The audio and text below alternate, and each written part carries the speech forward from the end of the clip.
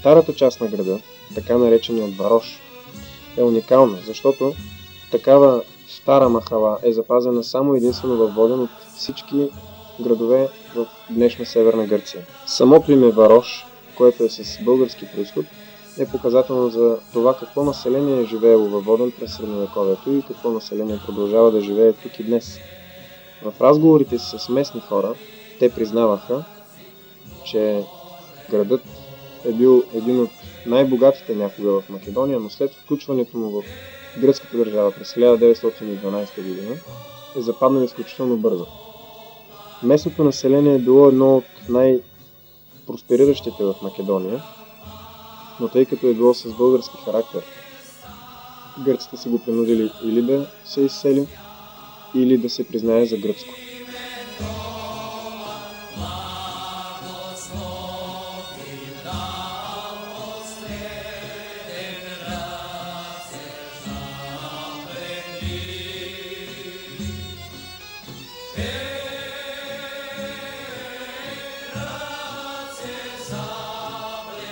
Във Воден са запазени много надписи, които подчертават българския характер на града през средните векове и османското робство.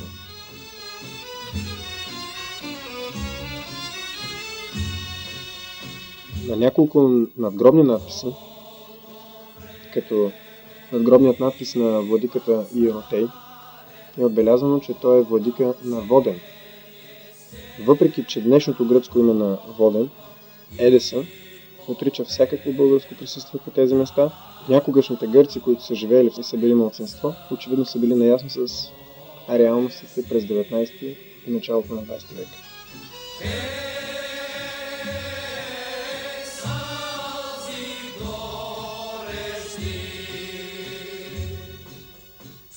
Тук е намерен един от най-известните надписи на цар Симеон, Воденският надпис, който за съжаление днес е на неизвестно място, тъй като е конфискуван от дома на един от лидерите на българите във Воден, господин Николай Стоянов.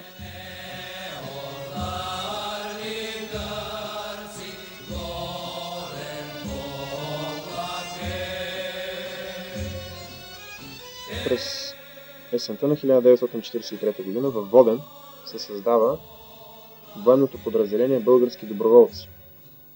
То за кратко време успява да постигне изключително големи успехи. Създава 3 въоръжени батальона, а общата му численост наброява 17 000 души. Командването е поверено на българския подофицер подпоручик Андон Калчев, който успява да превърне милиционерите и местните доброволци в стегната военна част, която да се противопостави на гръцките партизански отряди. За съжаление, след лятото на 1944 г. Андон Калчев, изоставен от българските власти, след няколко годишно криение в Егейска Македония, е заловен и изпратен на гръцките власти и след монтиран съдебен процес е екзекутиран.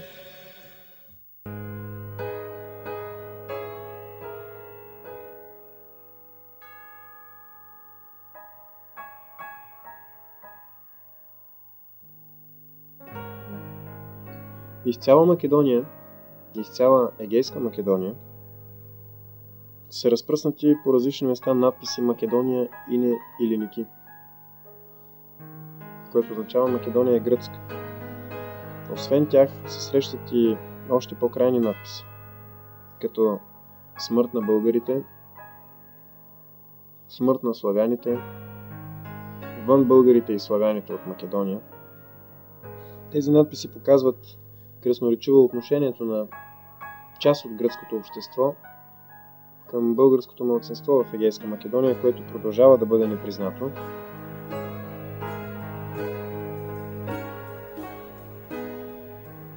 В всяко едно населено място има паметници на гръцки андарти, които са водили изключително ожесточена борба срещу българщината в Егейска Македония в началото на 20 век. Като се пропуска историческата истина, че гърци в Егейска Македония в началото на 20 век почти не е имало, а основна част от населението е било българско. Едно от най-известните андартски кланета в Егейска Македония, извършено през 1905 година в село Зелениче, където на сватбата на местния български първенец Трифон Готев се събира почти цялото население на селото. Сватбата е обкръжена, андатите нахлуват на тържеството, хвърляйки ръчни гранати и стреляйки. В кървавата сватба намират своята смърт булката младоженеца и почти всички членове на двете фамилии, както и много хора от селото. Показателни са паметниците на капитаните Аграс и Мингас, гръцки андарти, които през 1906 година след поредица от опустошителни рейдове срещу българските села в Воденския край са обградени от 3 чети на ВМРО и след ожесточен бой са разбити, пленени, съдени и обесени като наказание за техните безчинства срещу българското население. Днес мястото на тяхното обесване е превърнато в парк с паметници и с малък параклис. На всеки един от тези паметници пише, че това са хора загинали в борба срещу комитеджиите за свободата на гърците в Егейска Македония.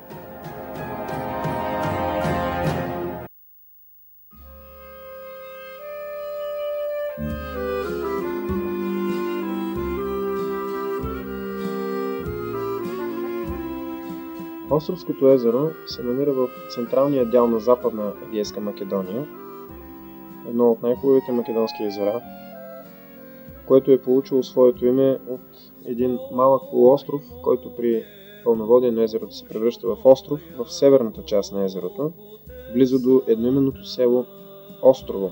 Днес то се нарича Арниса и има смесено българо-гръцко население.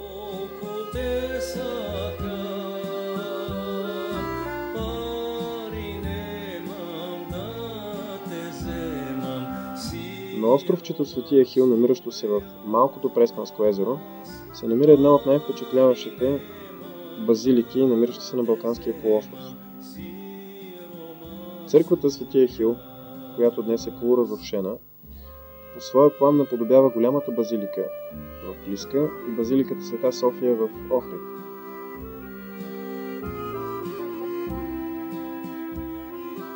Тези църкви са строени в края на 9 и началото на 10 век, непосредствено след християнизацията на България, извършена по времето на княз Борис I.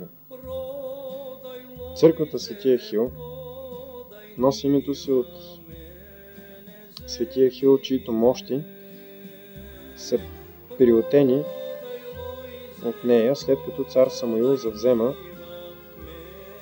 главния град на Тесалия, Лариса, и ги пренася тук, за да служат като защитник на местното население. В края на 9 и началото на 10 век в района на Преспа се намират няколко града, които изпълняват столични функции. На първо място Охрид, но също така и Преспа, както и поселението, намиращо се в малкото Преспанско езеро на остров Свети Ехил.